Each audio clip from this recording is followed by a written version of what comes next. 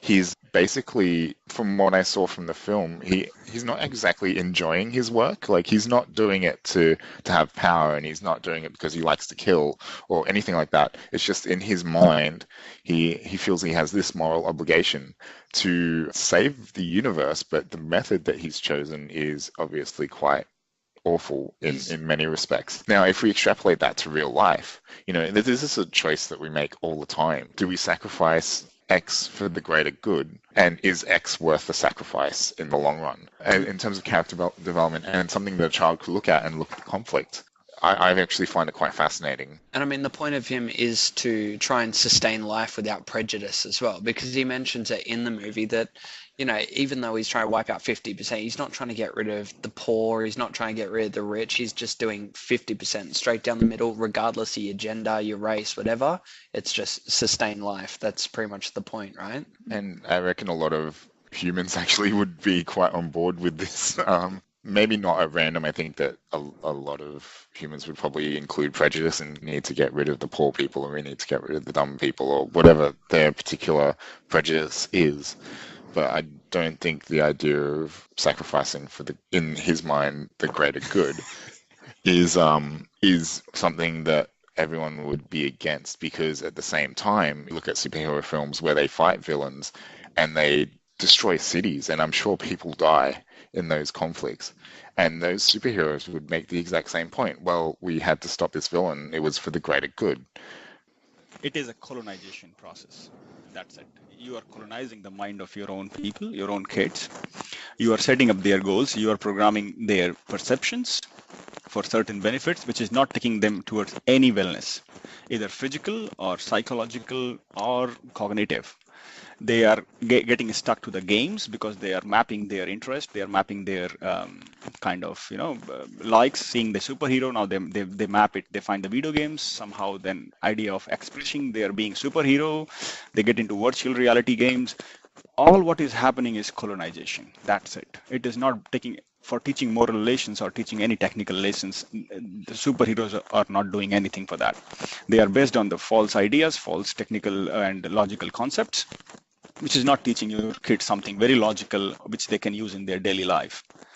Second thing is that the idea of victimization, the idea of finding villains, everywhere they just go with the same perception. They look for villains because they want to show themselves as superhero. So first thing is that your kid is not learning actual skills or actual knowledge. His perception is being programmed and colonized.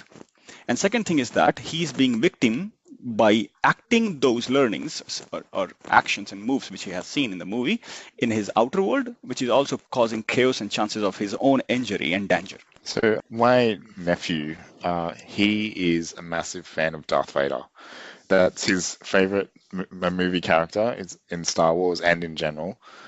Now, he's definitely not a superhero, but obviously this is not something that's rare. I think that a lot of kids find Darth Vader as their particular hero of choice in some ways. But what do you think of that idea that kids are now somehow gravitating towards the dark side and, Darth Vader is actually an interesting character, though, because you think about it, even though he is a bad guy or perceived as a bad guy for most of the movies, I mean, I'm not spoiling anything, it's quite old now, Yeah. but, it turns out that he's a compassionate person. He sacrifices his life for the good guy in the end, right? Well, that's a good point because he started off good, then become evil, then become good again. So it goes the whole cycle. Well, that story is about redemption. It's just another. It's a trope when it comes to movies, but it's basically a redemption story. Trying to connect the dots with what Atish is saying. Superheroes are pretty shallow, potentially not going to give you any great life skills to enrich your life. However, the question is, what's a better way of doing it? How would you demonstrate what courage is? How would you demonstrate what honor is, what friendship is, and all these virtues if you don't explain in terms of a hero or a narrative in that sense? So all starts with first acknowledging that our own knowledge is shallow. So first thing is that we acknowledge that yes, what we know, what we comprehend and what we perceive is based on shallow perceptions, shallow ideas. Enriching our own self will take our kids towards enrichment. Bringing exciting ideas, exciting actions and movies, they are not taking your kids to learning honor, respect, love, kindness, compassion. It needs to be more rational, more lively. It needs to be more based on engagement, interactions, churnings, debates, and discretion, and developing that intuitive discriminating abilities, which is based on patience. Superheroes are just in 3 hours. The universe is saved. Hey, yeah. One point I gotta put into that equation there is that human attention is very narrow in that sense. So if you want to get an idea across and you have to do it in 3 hours, what other ways can you do it? Yeah, I'm not sure that Have a Long Debate Man would be a very successful superhero. So it is a very good point that superheroes in general are shallow and they may have character flaws, but often those character flaws are then papered over by their success as a hero. Moving on to another hero or anti-hero that you definitely don't see the papered over cracks is Deadpool. Now, Deadpool is a very interesting character because on the surface, he is actually a villain in many ways. He has no regard for people, he has no regard for actually being a hero, really, but yet he saves the day. So I'd like to throw it out to the group who have seen or know the Deadpool comics. He's almost like the really bad Tony Stark in some ways. So what do you guys think of Deadpool? Deadpool is an anti-hero and also a anti-comic book hero in the sense that he breaks the fourth wall. He talks directly to the audience. He talks directly to the reader. And that breaking of that wall where all of a sudden you're injected into the story because, hold on, that character has just said something to me directly is an interesting sort of anomaly in the superhero world. What's interesting about Deadpool is he is also a character with flaws. Another example of a flawed character, morally flawed, physically flawed. Even though he can heal, he is perpetually ugly, perpetually suffering, dying from cancer, and always healing himself just enough to never die. So it's a troubled character with so many character flaws, but everyone gravitates to him because of the humor and also the fact that they see that this superhero is not being perfect. So I can relate to that lack of perfection. Okay, awesome. All right, well, so as a character, Deadpool is probably not one that I'm planning on showing to my kids at any point until they're at least teenagers. I don't have kids at the moment, but thinking ahead, I will definitely not be doing that. R18 plus, come on. Yeah, well, this is the question, you know, if we're Best of talking luck. about children, talking about the people that will look up to Deadpool as a character, and let's be honest, if a child really wanted to see scenes from the movie or reenact his particular behaviors, they can. So does that worry you guys, and the parents in the room, or even those that are considering children in the future? Is that character being out there something that worries you or bothers you? I think you could get far worse examples of things that could badly influence a child just from social media. So the horrors of reality are actually easily accessible. Kids could be badly influenced by Deadpool and so on, as well as you can say you could equally blame computer games.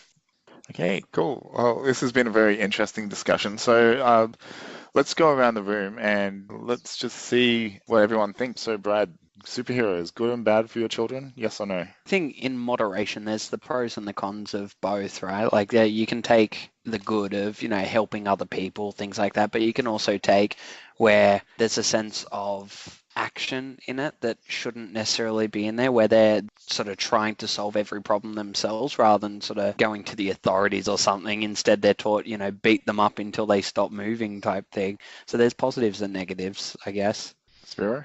They're inevitable. So with my kids, they've already encountered them, and they're really quite young, and they're already dealing with the superhero world and idea. So regardless, they're going to encounter them. It's not really whether they're good or bad. It's more how I can filter that, their perception of that, and hopefully provide guidance as they grow older. Vinod, what do you think? I think I agree with Brad because there is a both symptom is a good and bad. Yep. There's a lot But of maybes in the room. What do you think, Saranga? Yeah, definitely inspirational and must have for a kid to grow. They're going to find them anyway, so it should be there. Tish, I have a feeling I already know what you're going to say, but would you like to let us know whether you think that superheroes are good or bad for children? Well, deception perpetuates. So congratulations, guys, having superheroes as a guiding and driving forces. And let's see where it is taking society.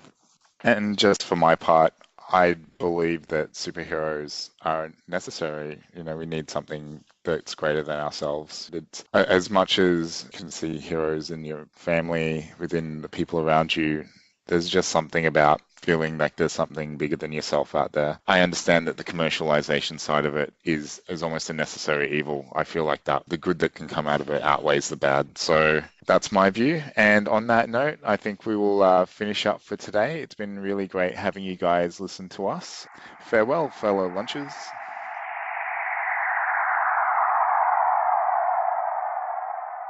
You have been listening to the Lunchtime Special podcast. Subscribe and like us on iTunes, Castbox, Spreaker and SoundCloud. Follow us on Instagram and Facebook. Or visit us at lunchtimespecialpodcast.com. Until next time.